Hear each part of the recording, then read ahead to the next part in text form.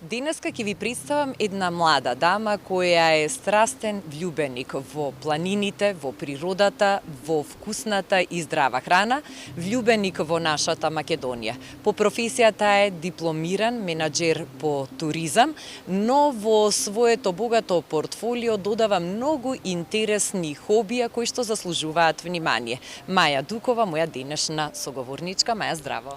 Здраво, благодарам на поканата и огромна чест и задоволство ми е да бидам денес овде покрај тебе и да го водиме овој разговор.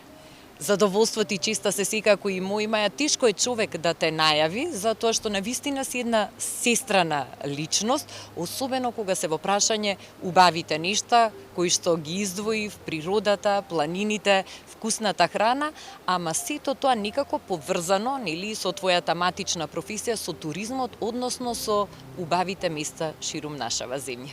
Благодарам за убавите зборови. Да, се обидувам се уште тековно сите мои оние работи кои што во себе ги имам да ги истакнам и да ги споделувам на социјалните мрежи. Го поврзувам тоа исто со дигиталниот маркетинг. Туризмот е гранка која што исто така не може да ја отстраниме од истото.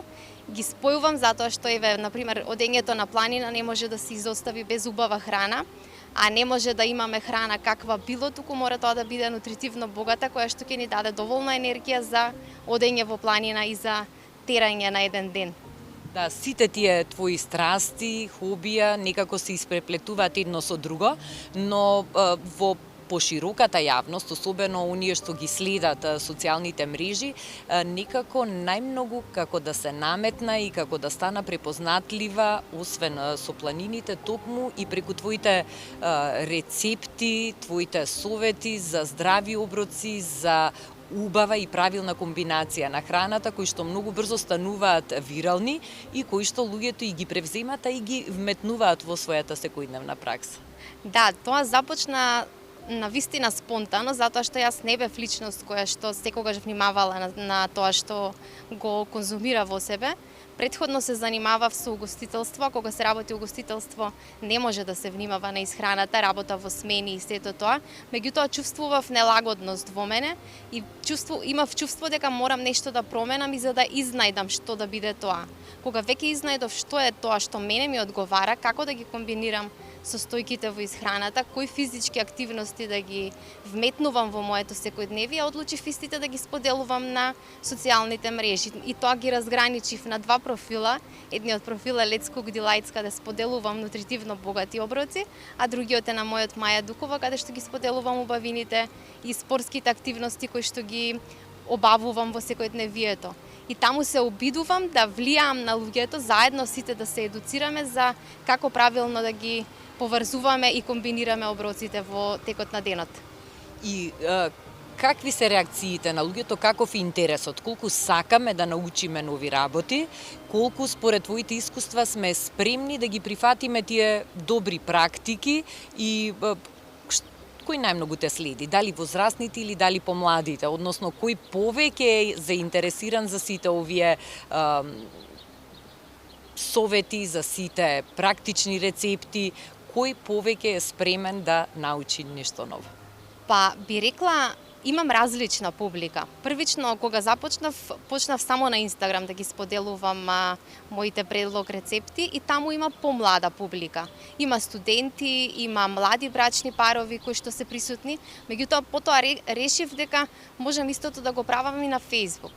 А таму секако дека е постарата генерација, меѓутоа интересно е што дури и тие покажуваат интерес околу промените, затоа што сепак рецептите кои што јас ги споделувам не се нешто што го немаме на нашето поднебје, туку правам комбинации од состојки кои што се присутни, а фала Богу ние сме земја која што има континентална клима и која што изобилува со прекрасни состојки, а при тоа споделувам состојки и начини на комбинирање кои што не се оние старите традиционални, а сепак ги има тие состојки.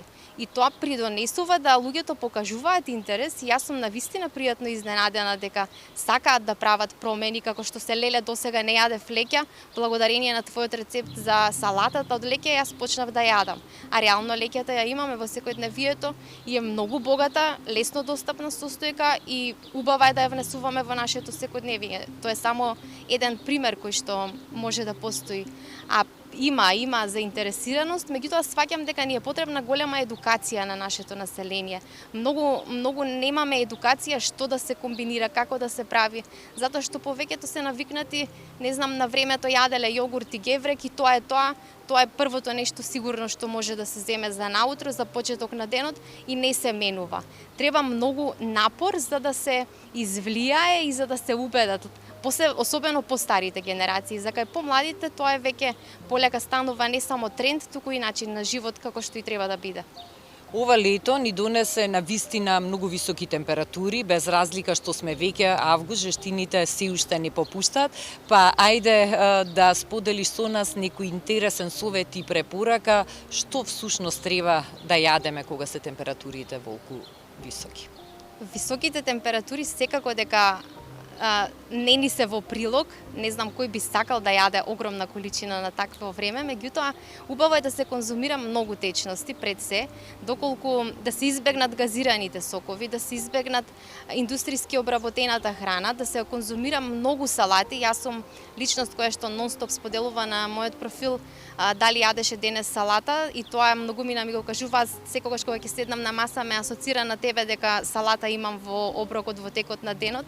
Значи во текот на денот потребно е многу салати, многу овошје со вода, пак ќе речеме имаме одлична клима, имаме лубеници, имаме дињи, изобилуваме со огромно разновидно овошје кое што е богато со течности, кое може да помогне за хидратација, али задолжително да избегнеме пржена храна. Имаме многу растителни протеини кои што може да ни дават енергија, како што е гравот, може пилешко, може да се започне ден со јајце кое што може навистина да не води во текот на денот, а задолжително да се избегнуваат газираните пијалоци, пржените меса кои што навистина може не само тежина, меѓутоа и штета за здравието да придонесат.